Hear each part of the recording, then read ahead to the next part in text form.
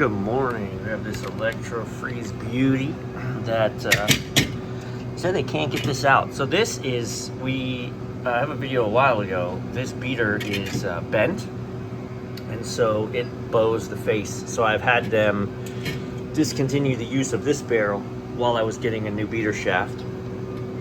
So we may end up having to go in through the side to the coupler to get it released that way, but I got some tricks. And we'll get this guy out of here. Right, going in through the side and looking at this coupler, I think what you've actually got is this isn't a piece of broken anything. This is milk. So I think you just glued yourself in. Once we break that loose, might stand a better chance of getting some separation. I'm sorry, I wasn't watching the camera. Also, let's see if I can get it turned manually so we can see.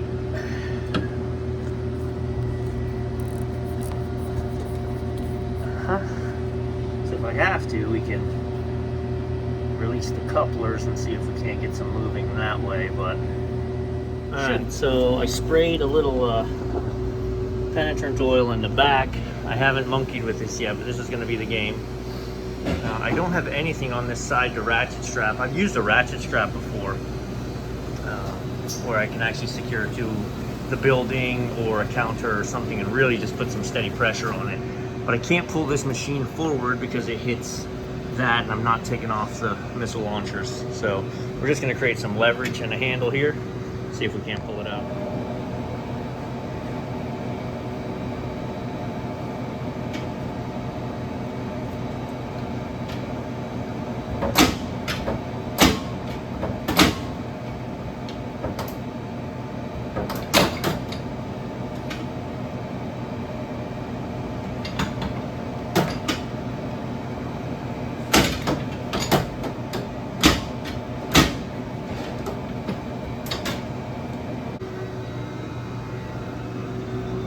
Look, this is why it wouldn't come out. Look at the tip of that thing. How in the world do you bend that? How I had to get this out, you would have loved it. It was spectacular. I have the persuader here, 24-inch wrench. I hooked my hook to the beater, and then I just stood here taking baseball swings. Just whack, whack, and finally it let loose and yanked it out. So, using his surveillance, here's the video of how I baseball this thing out. I've got it strapped to the ratchet inside.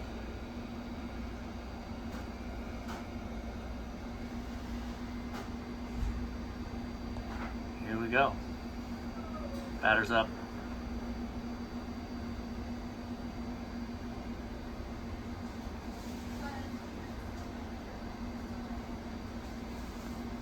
Booyah.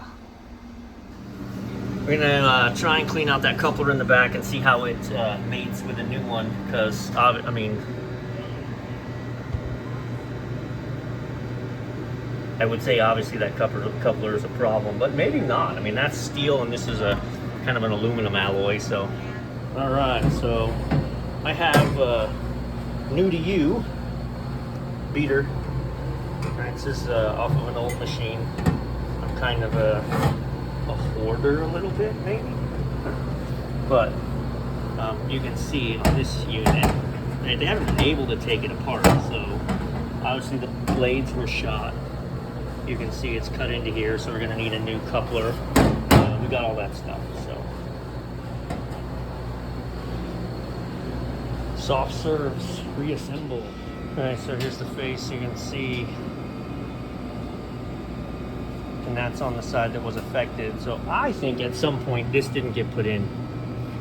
I think at some point it got closed up and that let the beater monkey around and the person caught it and then put it back in, so the boss doesn't know. But I don't know how else you would have done that. You couldn't have done it from longevity, otherwise it would have tripped the amp draw sensor on the beater and it would have tripped the beater over amp before it twisted the beater like that. So I don't think it was a torque issue. I think it was an angle issue. In order for these to function properly, these need to swing freely. This doesn't even move. No, I have to take all this apart and clean it, because this needs to pulse in order to properly, and this is so tense it might not be able to. So, it's all right. I mean, we were here to do a revival, so I'm just gonna clean everything, get it tuned back up. That's what we're supposed to get. I also had to try and clean these a little bit, because these wheels are supposed to spin freely, and like you can see, this one kind of does. This one barely does. So keep working these. But yeah, you gotta take these off, clean them, lube them, and get them so they're hanging freely. Otherwise, you're gonna find out that you end up blowing duck bills backwards, and we'll talk about that in a second when we get to the duck. Okay, we've got it all back together. Getting ready to sanitize it. We've talked about this before. These little rods, they hit a button which activates the beater, and so you want them activating anytime you're pulling product. I love that. This one's actually pushed down already, so this beater is just going to run constantly. So we're going to have to open this and adjust that, but we can do that while I'm running sanitizer. So I put all my hardware in one cup for a reason. So I looked in there, and look, let's not forget to put our beater coupler locking screws back in. I may have forgotten if I just set them in here. I'm very easily distracted, so that's why I have to set up fail safes for myself. Anything that comes off, we put in a cup, never missing parts. Same with when you disassemble a unit. I hate disassembling a whole machine and then just throwing it in a sink or throwing it on the counter. Take it apart in sections, just do the faceplate, wash the faceplate, empty the sink, done. Then the hose is done. That way, you never get it back together and realize this, right? True story, and you guys know. You don't put that in before you attach all this. You have to take it all apart to put it in. So if you just got it in the sink and you're putting it together and you think, oh yeah, that's good, and these little pins are hiding at the bottom, busted. All right, so we got the pumps on, we got the beaters on. Pump shuts off when it's full. Well, while priming it, we pull these, and then all the air comes out. Once that starts dripping, then we close them.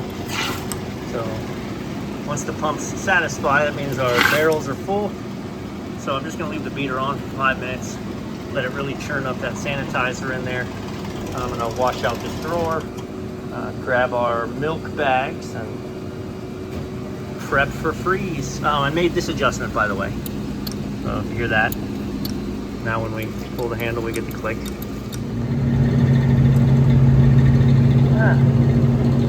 What could go wrong?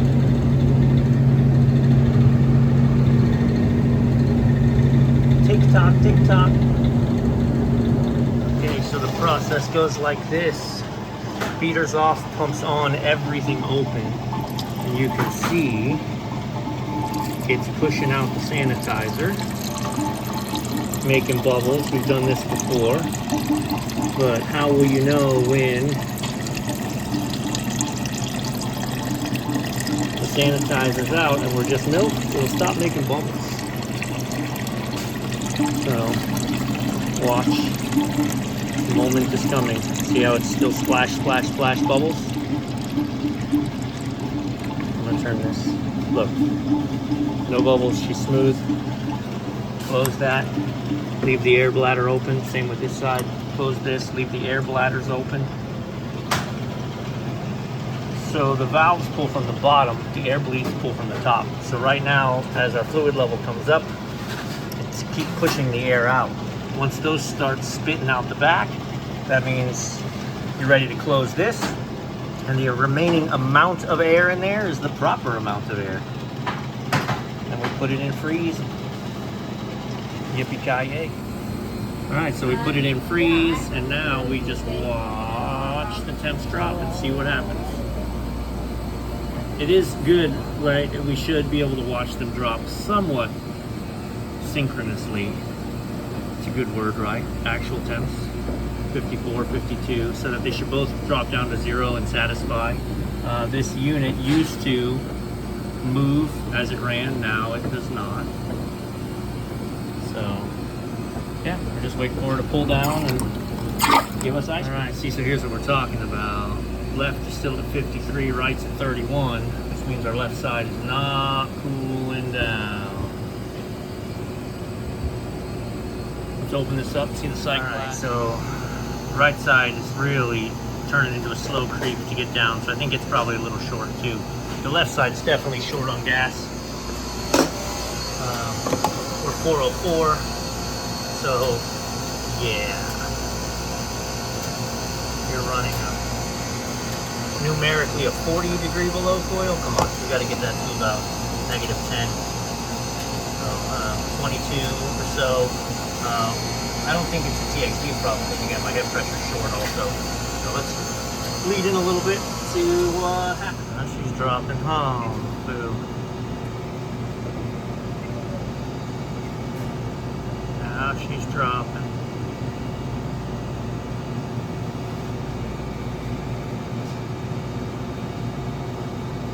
Need a couple pounds of gas.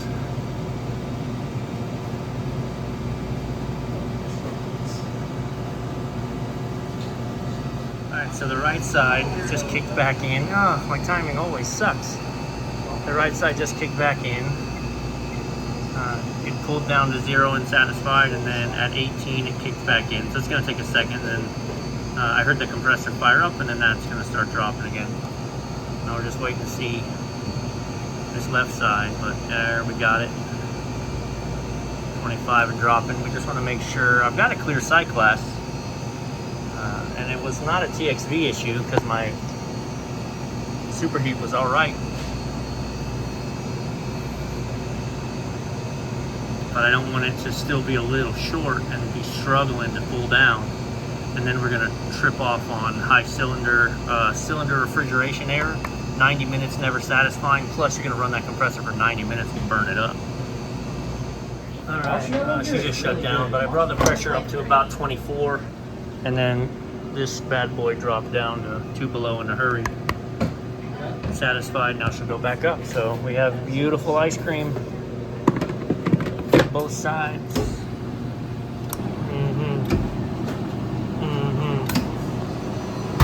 No, that's right.